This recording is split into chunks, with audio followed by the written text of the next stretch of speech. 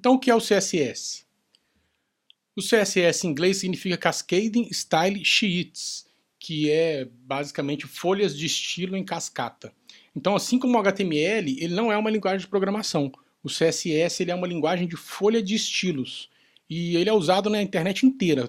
Qualquer página que você entrar que não tem um aspecto só de HTML, que você já sabe como é esse aspecto, que é só um texto, qualquer página que você entrar, qualquer sistema que você entrar, qualquer aplicativo que você usa que seja web, o que faz ele ter aquela interface amigável é o CSS, que dá cores, que dá estilo, que alinha as coisas, que cria blocos, que faz os botões serem coloridos, com fontes diferentes. Então o CSS ele está por trás de toda a web também, assim como o HTML. E no CSS, ao invés de a gente fazer marcação, como a gente faz no HTML, ou fazer comandos, como a gente vai fazer no JavaScript daqui a pouco, no CSS você escreve regras. E essas regras é que dizem para o HTML quem que deve ser modificado por cada estilo. Você cria um estilo é uma regra, e essa regra vai se aplicar a alguns elementos. Vou fazer um exemplo rápido aqui, só para você poder entender melhor.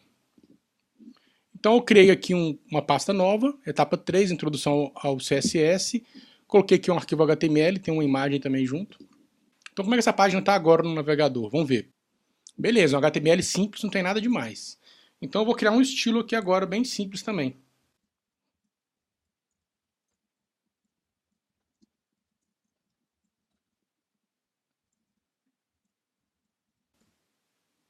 Aí. O que eu fiz foi estilizar o meu H1.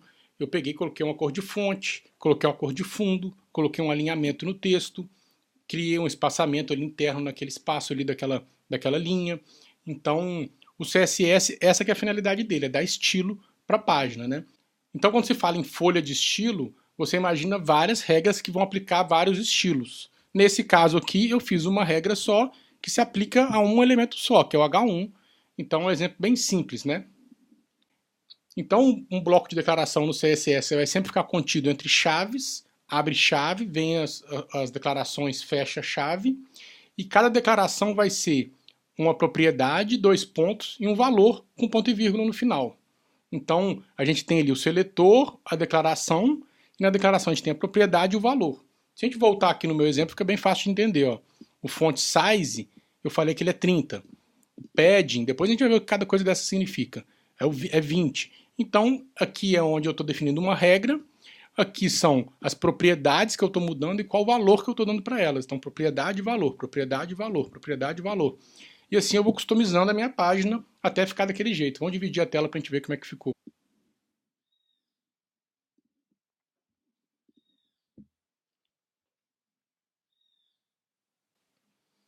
Então, no CSS tem 3 formas da gente poder usar e declarar essas regras.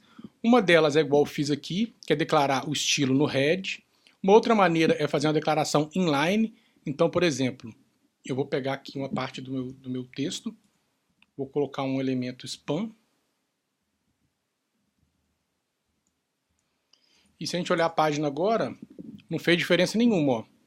Linguagem de folha de estilo, continua visualmente igual. Mas eu vou declarar um estilo inline, que se diz, eu vou colocar um estilo aqui nesse elemento. Olha que a cor dele é vermelha. Então aqui ficou, o spam ficou com o estilo que eu apliquei nele. Aqui eu poderia colocar várias regras, dezenas de regras, mas eu coloquei uma regra só. Se eu quiser colocar uma fonte maior, por exemplo, naquela parte ali, também posso. Vou colocar 18 pixels. Ficou maior um pouco a fonte. Então eu tenho a declaração do estilo no head, a declaração do estilo inline, que é dentro de um próprio elemento naquele local, e eu tenho a forma de criar um arquivo externo com esse estilo lá dentro. Então eu vou criar um arquivo aqui, chamar de estilo, e nele eu vou criar um novo seletor, uma nova regra. Então aqui eu vou estilizar o meu P. Vou falar que a cor dele vai ser cinza escuro. E que a fonte, o peso da fonte, vai ser 500. E agora eu tenho que fazer o quê? Eu tenho que voltar no meu index e carregar esse arquivo externo. Lembra que o head serve para isso? Então aqui eu vou chamar o meu estilo. Então pronto. A minha fonte ficou um pouco mais clara aqui, que é o que eu queria que ela ficasse. Eu posso colocar uma informação diferente, eu posso aumentar o tamanho da fonte também.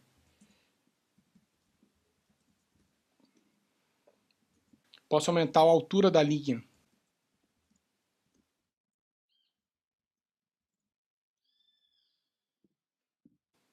A palavra cascata que tem na sigla do CSS significa que se uma regra for aplicada a um elemento, ela vai se estender a todos os filhos daquele elemento. Então vamos fazer um teste. Eu vou tirar as declarações de cor que eu fiz aqui, espalhadas aqui pelos 3 lugares diferentes que eu tinha. Vou atualizar minha página. Então a fonte está toda preta. Agora eu vou criar uma declaração nova. Eu vou fazer uma declaração no body, que é o elemento que está acima de todos os outros elementos. Se a gente olha no HTML, ele parece estar embaixo, né? Mas é ele que está por trás, ele é o pai de todos os outros elementos. Então eu vou colocar uma cor de texto nele, teal, vamos ver. Ok, todo mundo recebeu, todo mundo herdou aquela cor.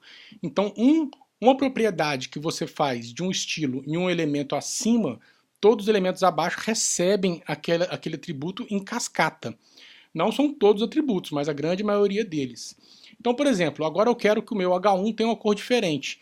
Então eu posso vir aqui, colocar que ele vai ficar preto. Ok. E o meu P? O meu P ele tem uma cor, né? E ele tem um span dentro dele. Então se eu vier agora e mudar a cor do meu P, tá aqui.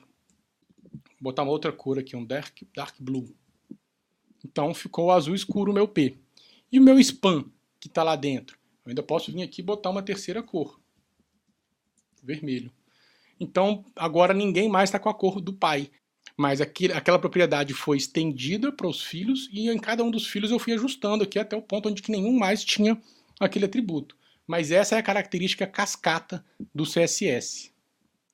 Uma coisa importante você saber é que você, quando vai fazer um CSS para um site ou um CSS para um sistema web, eles vão ter características muito diferentes. Um site, normalmente, ele é uma página, então ele vai ter um menu que é num estilo de página. O conteúdo cresce como se fosse uma página. Quando é um sistema, normalmente você vai ter grade de dados, você vai ter um menu que é mais operacional, não é um menu tanto de conteúdo. Você vai ter formulários. Então, as características do CSS para sites e para aplicativos, os atributos são os mesmos, mas a forma de você trabalhar com esse CSS é diferente. Então eu gostaria agora que você pensasse em qual desses dois caminhos você se sente mais interessado em seguir. Não que você vai abandonar o outro, ou que eu vou falar só de um dos dois. Eu vou falar o que serve para todos os dois. Mas dentro de cada um desses caminhos tem um mundo inteiro de trabalho de CSS. Então é bom que você se aprofunde mais no caminho que você achar melhor. Você saber assim, poxa, eu quero fazer páginas ou eu quero fazer sistemas? Eu quero fazer sites ou eu quero fazer web apps? Então o que você quer fazer?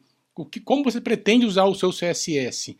Até porque para poder trabalhar melhor com o trabalho dessa etapa e das próximas etapas, é bom que você saiba isso. Se você quer ir mais para o lado de quem se interessa em fazer um site, ou se você se interessa mais em fazer um aplicativo ou um sistema. Outra coisa importante são bibliotecas que ajudam no CSS. A gente está fazendo sempre o código puro aqui no HTML, a gente fez assim no CSS, estamos fazendo assim também, no JavaScript vamos fazer desse jeito também. E você vai falar assim, poxa, Thiago, eu conheço várias ferramentas, já ouvi falar de várias bibliotecas que ajudam a fazer o CSS, por exemplo, o Bootstrap. A minha intenção quando eu quero te ensinar, eu estou querendo forjar você a aprender, a entender como é que aprende alguma coisa, né? E quando você começa a estudar o CSS direto no Bootstrap, você acaba não aprendendo o CSS, você fica viciado no Bootstrap, ele te dá uma produtividade boa, mas às vezes você vai ter um botão que tem um formato que você não gosta e você não vai saber mudar, porque você não sabe o CSS. Você não sabe olhar um atributo e entender o que ele serve. Então, algumas bibliotecas como Bootstrap, Material Design Lite, Flexbox, elas são incríveis, todas elas são ótimas. Mas para quando você está aprendendo, o ideal é você aprender a linguagem pura. Então você está aprendendo o CSS puro, como ele realmente é. Quando você for usar o Bootstrap, qualquer algum outro cara desse tipo, você rapidamente vai entender tudo e vai ser super fácil para você. E se você precisar mexer no CSS, você vai mexer e vai funcionar muito bem. Outra coisa importante também é saber que o CSS não acaba aqui.